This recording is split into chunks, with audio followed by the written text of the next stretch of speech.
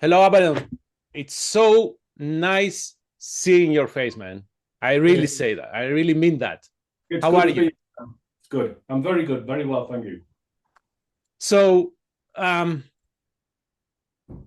I'm I'm trying to choose carefully my words because I went through the book, and in some, I don't know how to deal with that. What I'm trying to say, when you have a band that you love so much Yeah, and you hear all the stories, yeah. I have no idea how to react. Okay. I mean, I don't want to choose sides, No, no, no. and I don't want to stop liking a band because what one person did or what another person did it. So, do you have Yeah. any words of advice for me how to deal with this? Well, the first thing to understand is it's called View from the Metal Throne. Mm-hmm. So it's only my view. Oh yeah, oh, absolutely. I don't. I don't. Just.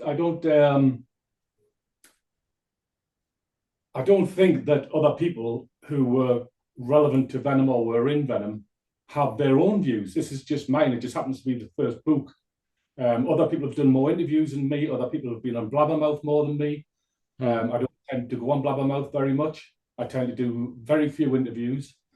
Um, it's called The View from the Metal Throne simply because it's my view from my throne at the back of the drum kit behind the band. It's my view of what went on and what's going on. It's still happening. Yeah, but still, we cannot say that Abaddon is lying, right? There are truths there. So, The one thing I would say, apart from that, the thing I would say is that it's my version of the truth. Yeah, okay, from my point of view, these things that I've said, I've put down honestly, hand on heart. These are what I saw. This is what I went through. This is what my feelings about some of these situations are. But again, it's only my view. of course. So, before meeting Andreas and having that discussion, have you ever thought of writing the story of Venom? I started a long time ago writing the story of a band who formed in the late 70s. And I was writing about this band, not called Venom, but all the stories were these same stories that you're reading now. So I was doing it from a kind of a autobiography kind of situation, as if this other band had done these things. So I could be as truthful as I wanted, as I wanted to be. Um, and I started doing that maybe 10 years ago. Then I just fell out with the idea. I got into kids instead. But I haven't. Fair enough. So, what did Andreas say to you to convince you to get it with this project? It didn't take a lot. Andreas met me on Christmas Day. We were in Athens, and he said, I think he had some stuff to sign, and we were just having a discussion. And he said, I've thought about, writing the story of Venom, but from your point of view, because everybody knows the version, Cronus's version of events, or maybe Jeff's version of events, or Dolan's version of events, but nobody sees it from your point of view. And I said, well, if you speak to the many thousands of legions who have been with us for 40 years or more, they all know the story of Venom, the true story. So I said, yeah, we can do a book. When do you want to start? He said, well, we'll start now. We'll start when you get home and we'll go for it. And there was always going to be a Venom weekend, a Legions meeting in Newcastle, in Trillions in Newcastle, which is next weekend. And he said, we'll have the book ready for then. And I thought, fuck, that's incredible. But if it hadn't been for his passion and for Jason's help, because I came to Jason's house, we read it through, I narrated everything. So I told the story from my heart. I wasn't writing it down and then erasing anything. It was all narrated on Jason's phone. We then sent it to Andreas. He read it over. He sent it back. We corrected the English as best we could, and we sent it back to him. I still haven't seen the book. I've read the chapters as we've been going, but I haven't read it as a one-off, as a story, as it runs into each other. So I don't really know how it ties together. I know that each chapter Mm-hmm. was truthful and from my point of view, was truthful and made sense at the time. So it went really fast. it amazes me that you remember all this stuff. So did you do anything to maybe refresh your memory, how to revisit those events?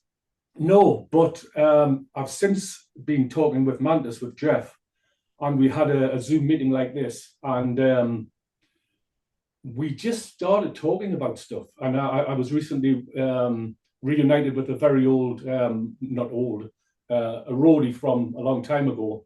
And me, him and Jeff were just talking. And the stories that came out and my recollections of them and Jeff's recollections, it's incredible. It's really, really interesting when we get together, when we have, you know, time to sit down and talk about these things. So it's something we're maybe going to do in the future, is do more live shows together, me and Jeff, with guest vocalists, guest bass players. But we'll also do some spoken word things. So if we come to Athens, we may, you know, we come out, we play a gig in Thessaloniki or in Athens, maybe both.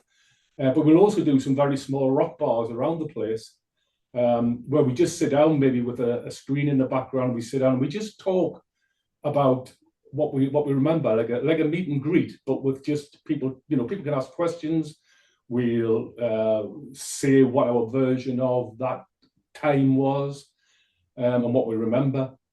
It's funny as you get older, because your memory of yesterday kind of starts to go a little bit, but your memory from 40 years ago is still strong. I don't know how that is, but that's how it is. Maybe we pick the most important stuff and forget the others. maybe. But Dan, this is a great idea. This is such a great idea. And by the way, I'm calling from Chicago, and unfortunately, I'm not in Athens. And hopefully, you guys. No, you know what? The Black Sabbath thing happened, right? Yeah. And I was thinking to myself, and this is not me being cheesy right now, we should have something like that for Venom. Yeah, I agree. Well, that's kind of what we're looking at. We're looking at putting together for next year a festival, maybe more festivals, starting in Europe, and with guest vocalists, so some people from Destruction, Sodom, Creator, this kind of thing. People from, you know, from Scandinavia. We come to America and we have guests from all over the States. You know, people who may get up and do one song, two songs, something like this. Some of the songs which, because next year is the anniversary of black metal as well, the album. So maybe we can do the whole album straight through, you know, and have guests. And wherever we go, if we go to South America, have South American. I'm going with Jeff to Japan. Right. And we're doing exactly this. It's a very small show, but we're doing exactly this with members, guys from Psy and other Japanese bands that were influenced by Venom and want to get up and show. It's not it's a celebration of Venom's thing, but with bands who were influenced and who were relevant to our past.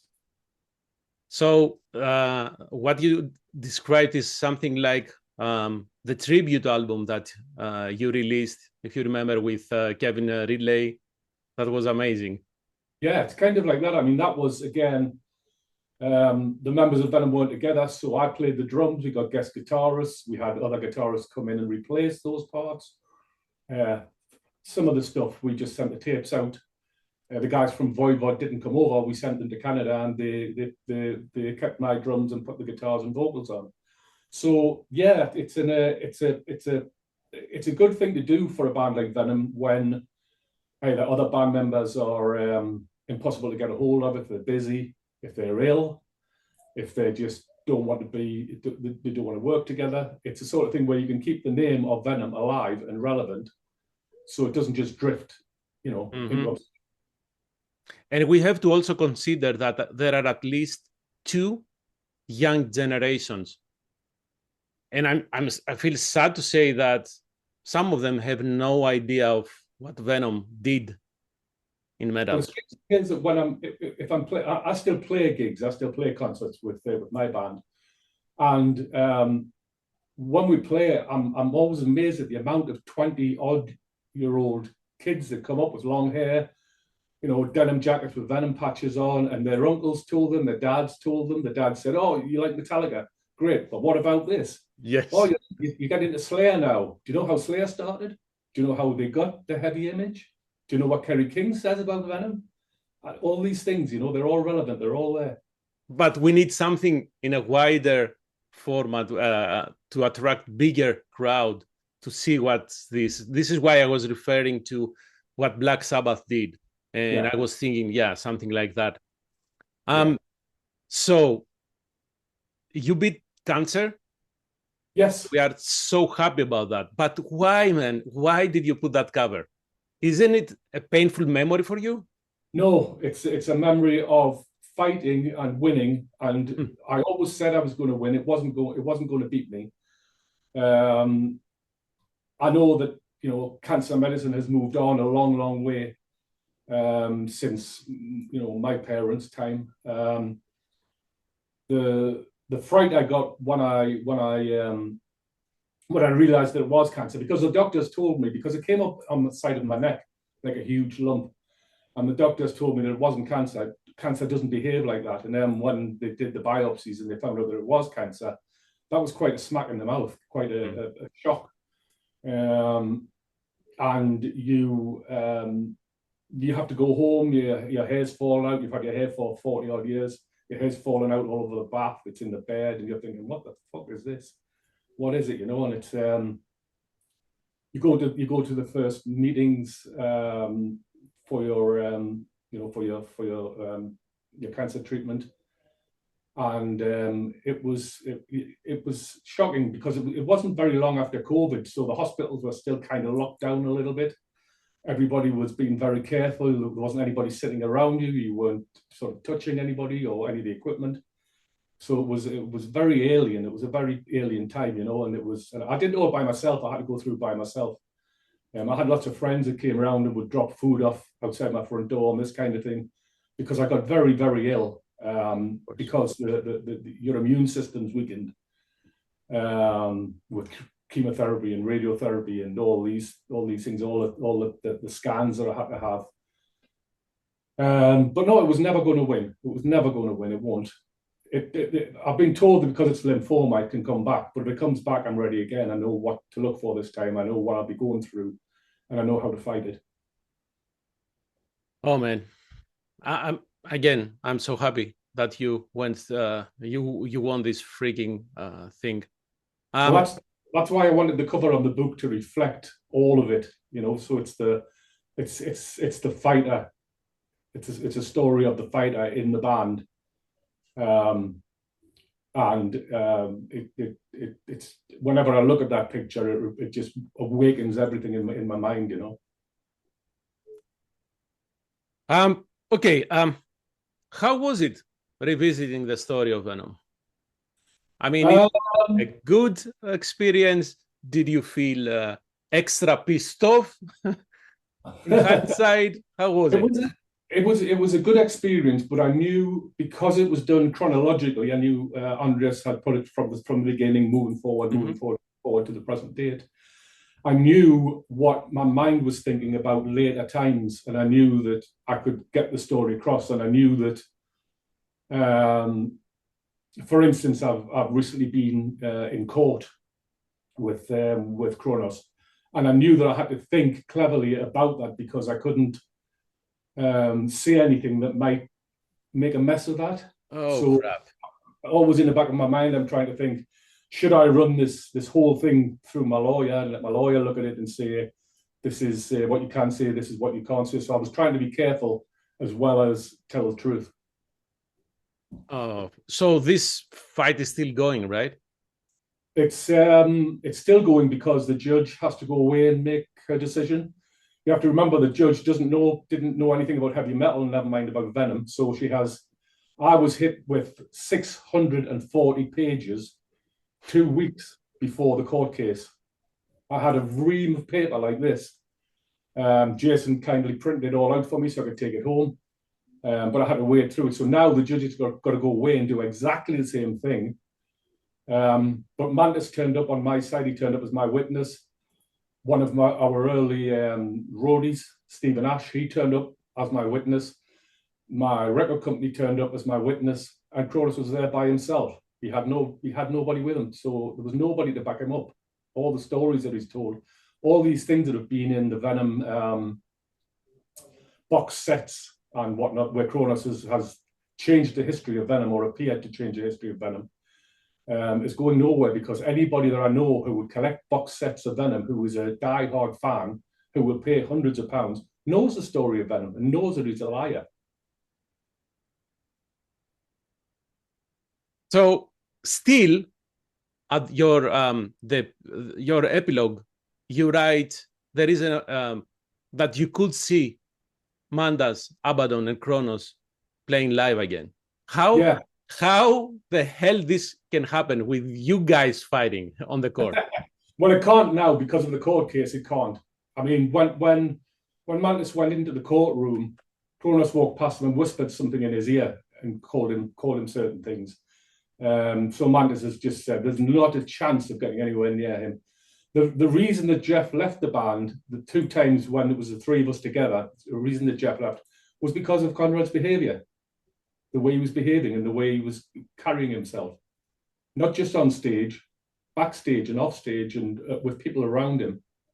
So, you know, Jeff said that's forget it.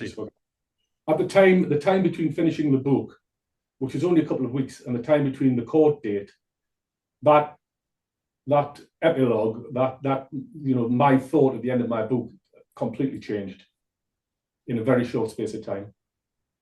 Yeah, now that you say that, it makes more sense, even though it still hurts me, because I have been buying these box sets. And to be honest, and that's on me, I didn't know all these things, because I thought that you guys, and I'm talking you, Mantas, and Kronos, you're getting equal royalties from all these things. That was my impression. No, it's not. It's not so much the royalties for me. It's more the history of Venom and the way it's being destroyed by a band member who claims everything.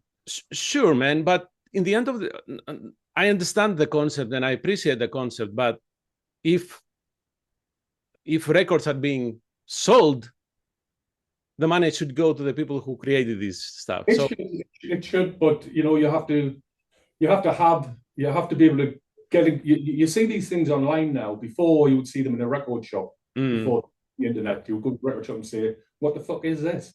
I go to record signings and I sign anything anybody brings that I've played on, and I'm picking records up and looking at them for the first time, and fans are saying, "Why are you looking at it like this?" I'm saying, "I've never fucking seen it before." It's absurd, even in the beginning of Venom, that, I mean, back then, this was kind of, everybody was, not everybody, so most of the bands were falling in such trap, right? Where you had a band writing music, playing live, and somebody else, the labels back then, were making the money. Yeah.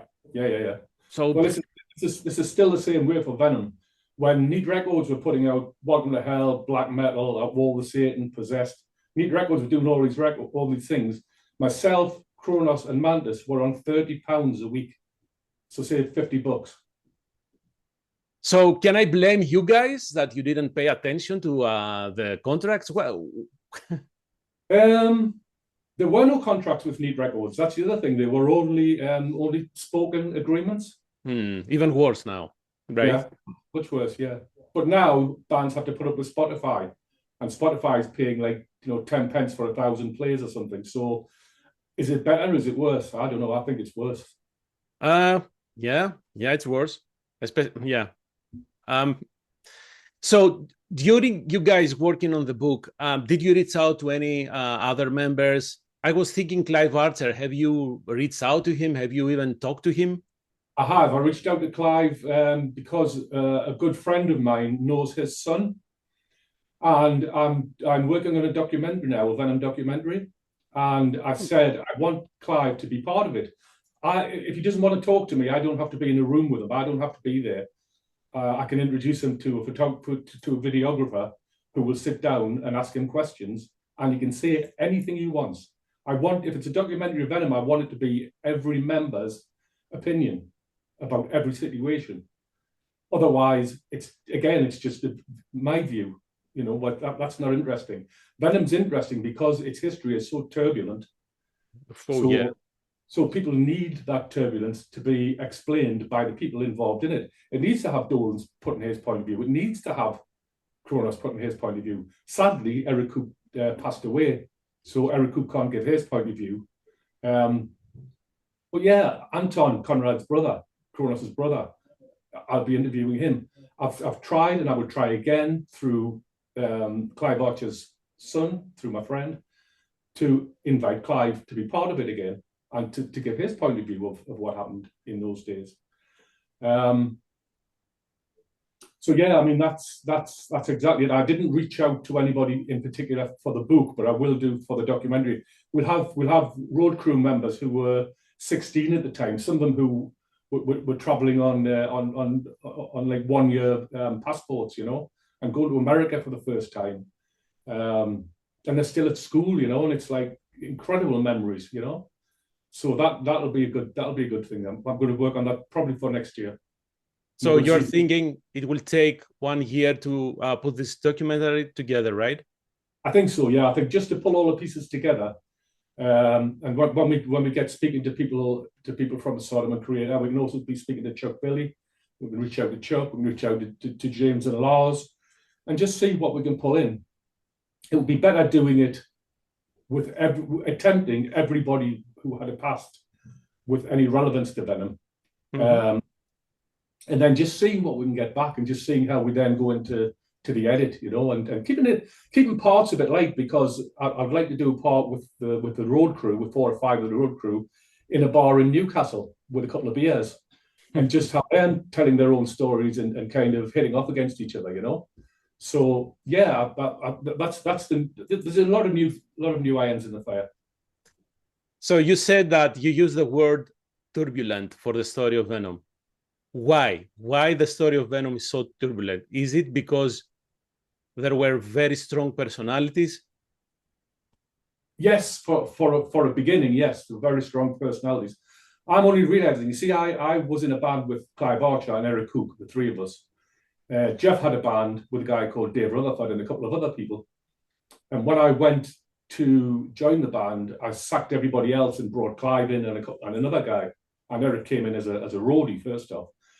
But I've only just heard 40, 50, whatever years later, Dave Rutherford's point of view. And I saw somebody who's a friend with Dave, and Dave said that when I joined the band, I kind of, I brought drum risers, I brought backdrops, I brought fireworks to rehearsals, explosions and all this kind of thing. And Dave was saying Tony had a totally different point of view than the band that him and Jeff had created. And I only realized that he could see that 40 years later. When I got into doing this, that was my personality. I wanted the band to be Kiss, to be Motorhead, to be Deep Purple, Black Sabbath. I wanted us instantly up there with them. I didn't want to be just rehearsing forever, just playing cover songs or anything. And Jeff was kind of the same opinion. He wanted to play his own riffs. And I was like, that's it. That's what we need to be doing. That's how we need to be doing this. And when Kronos came in, yeah, he had a huge personality as well. He didn't bring as much to the table as me and Jeff did. He was more into Kate Bush and David Bowie, this kind of thing. But yeah, all the personalities in the band are huge. But you were talking before about money. The worst thing that happened to Venom was when we did start making a little bit of money. Because when we were on £30 each a week, we would do anything for each other. As soon as I started getting a little bit more money, then suddenly I'm not in the publishing anymore. And then this one wants to get this money, and that one wants to get that money, and then that one's spending it illegally, let's say.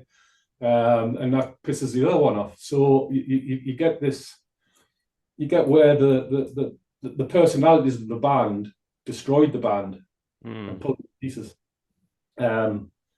Whenever we got in the studio or whenever we got on stage, it was still a massive unit. And that's why I said at the back of the book, I still believe that the 3 of us could do it again. Right. Because I believe that when the 3 of us are on stage, if you take away the personalities and you just sing the songs and you just play the drums and you just play guitar, and then you all go away again and go into different hotels with different cars, you don't need to see what the other person's doing in their spare time. You just see them on stage.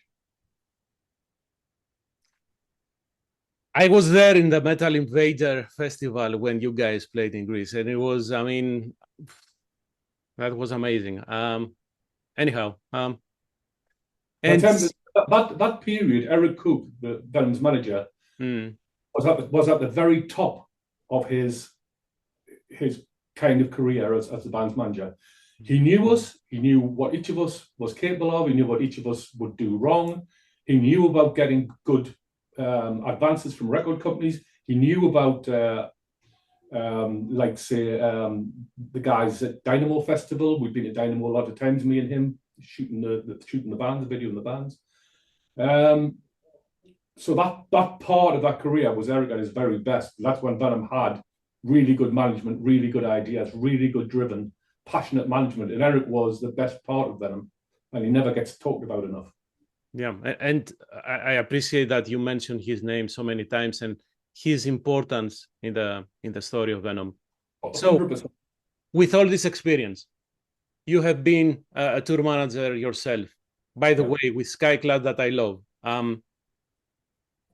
Is there anything that you would change if you could in the history of Venom to, to push the course in a different direction? If I could do anything, it would be to meet Eric Cook in the early days, but later on in his career, so that he knew exactly how to handle these three band members from the very beginning. And he could have had the contracts done, he could have had the money going direct into people's banks that they were owed. He could have had he could have kept the same fresh vision that he always had, but he could have been a little bit more, let's say, experienced. Mm-hmm. He grew up with us as we grew. I couldn't play the drums. I was learning as we went. So were the other guys, and so was Eric. That's why he was so important to us, because if we screwed up a show, it meant as much to him as it did to one of us. And if I could change anything, that's what I would change. I would have him be the experienced man that he was before he passed. I would have him be that at the beginning of Venom. I wonder if he would tell you, hey, Abaddon, slow down with the pyros and the explosions. It's not time yet. Wait a little bit. Always. I used to set the pyros, and I would have the pyro guy, and I would tell him how much I wanted in. And Eric admitted to me that he would go live to the guy after I'd gone to get changed. He'd go live to the guy and say, whatever he told you to put in the bomb pots, half it. So clever guy. Exactly right. So back then you had calibrated your idea how much powder you will add you were very off, because you said, well, I will put this amount, and they will in reality they put half of it. Oh boy, that's dangerous, to be honest. Yeah, very dangerous. You mentioned the show in Japan with Mantas. So what's the plan? How many songs are you gonna play, you guys together? Just doing a full set with myself and some other people. I'm only going to do maybe 3-4 songs, something like this. It's just really as an announcement that we are working together again, to let other promoters know that if we can speak to promoters and we can suggest different vocalists, different bass players, and they get involved, then you've got a gig. You've got a headliner for your festival. And like I say, then we can do some spoken word things around that. So we can stay maybe a week in each place, and then we don't, we're not in a tour bus, dragging guitar cabs and bass drums around anymore. So yeah, that's kind of the plan. The Japanese thing is a kind of a taster, as it were. So I'll only be doing about 3 songs, I think. So first of all, are you gonna give? Is this a band? Can you call this you and Mantas a band? Can we call that? I think the way Jeff suggested was that we call it a celebration, because it's a celebration of the two of us, it's a celebration of the band, it's a celebration of black metal, it's a celebration of the whole history of the thing. The book's a part of it. The gig in Trillions next weekend is a part of it. It's all, it's all just hand in hand. What each of us. He was already going to Japan to do this.